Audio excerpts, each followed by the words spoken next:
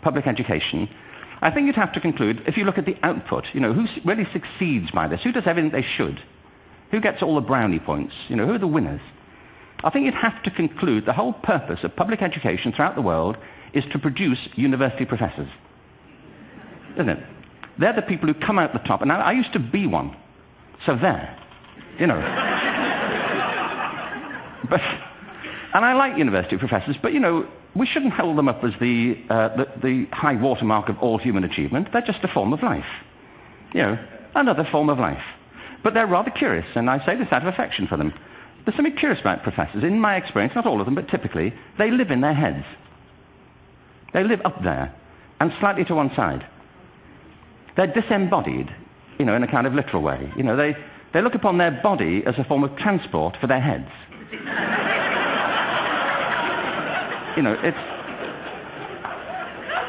Don't they? It's a way of getting their head to meetings.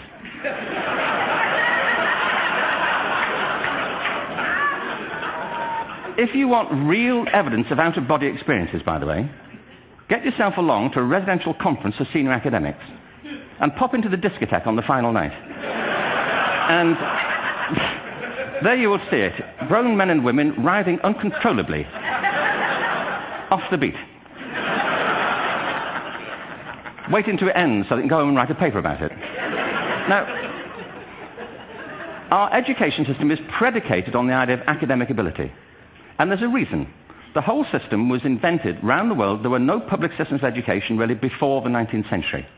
They all came into being to meet the needs of industrialism. So the hierarchy is rooted on two ideas. Number one, that the most useful subjects for work are at the top. So you were probably steered benignly away from things at school when you were a kid, things you liked, on the grounds you would never get a job doing that. Is that right? Don't do music, you're not going to be a musician. Don't do art, you won't be an artist. Benign advice. Now, profoundly mistaken. The whole world is engulfed in a revolution. And the second is academic ability, which has really come to dominate our view of intelligence because the universities designed the system in their image. If you think of it, the whole system of public education around the world is a protracted process of university entrance. And the consequence is that many highly talented, brilliant, creative people think they're not. Because the thing they were good at school wasn't valued or was actually stigmatized. And I think we can't afford to go on that way. In the next 30 years, according to UNESCO, more people worldwide will be graduating through education than since the beginning of history. More people.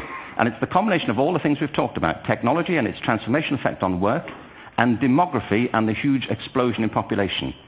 Suddenly, degrees aren't worth anything. Isn't that true? When I was a student, if you had a degree, you had a job. If you didn't have a job, it's because you didn't want one. And I didn't want one, frankly. So, but now, kids with degrees are often heading home to carry on playing video games. Because you need an MA, where the previous job required a BA, and now you need a PhD for the other. It's a process of academic inflation, and it indicates the whole structure of education is shifting beneath our feet. We need to radically rethink our view of intelligence. We know three things about intelligence. One, it's diverse.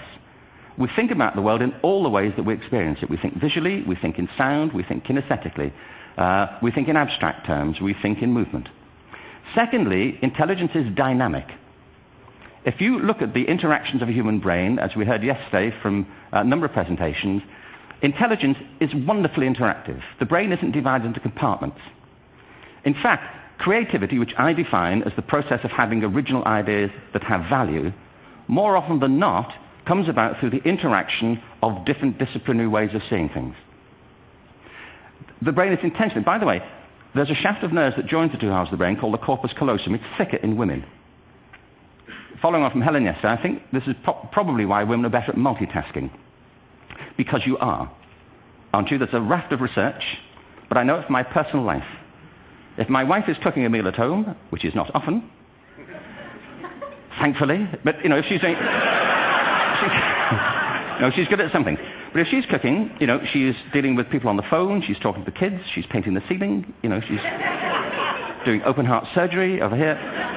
If I'm cooking, the door is shut, the kids are out, the phone's on the hook. If she comes in, I get annoyed.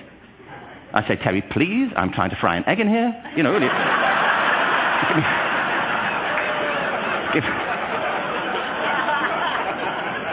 Give me a break. Actually, there was, do you know that old philosophical thing? If a tree falls in a forest and nobody hears it, did it happen? Remember that old chestnut? I saw a great T-shirt really recently which said, if a man speaks his mind in a forest and no woman hears him, is he still wrong?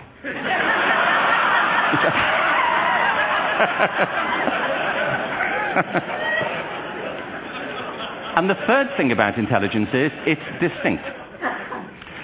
I'm doing a new book at the moment called Epiphany, which is based on a series of interviews with people about how they discovered their talent. I'm fascinated by how people got to be there.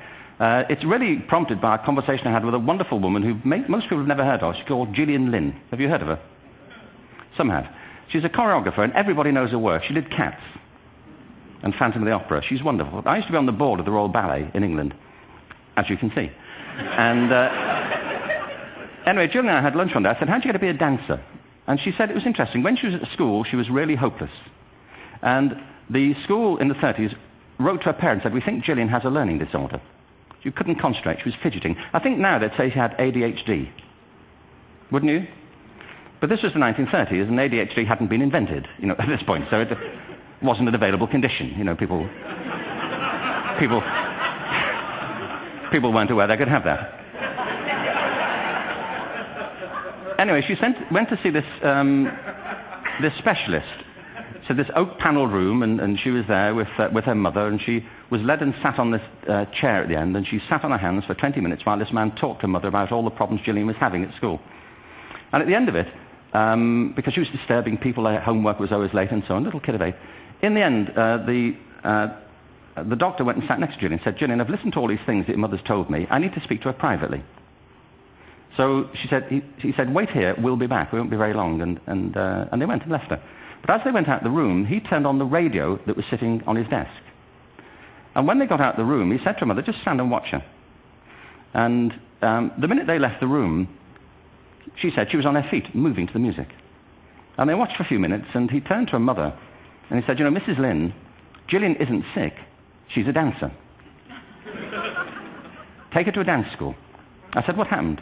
He said, she did. I can't tell you how wonderful it was. We walked in this room, and it was full of people like me. People who couldn't sit still. People who had to move to think. Who had to move to think. They did ballet, they did tap, they did jazz, they did modern, they did contemporary. She was eventually auditioned for the Royal Ballet School. She became a soloist. She had a wonderful career at the Royal Ballet. She eventually graduated from the Royal Ballet School, found her own company, the Gillian Dance Company, met Andrew Lloyd Webber. She's been responsible for some of the most successful musical theatre productions in history. She's given pleasure to millions, and she's a multi-millionaire. Somebody else might have put her on medication and told her to calm down. Now, I think...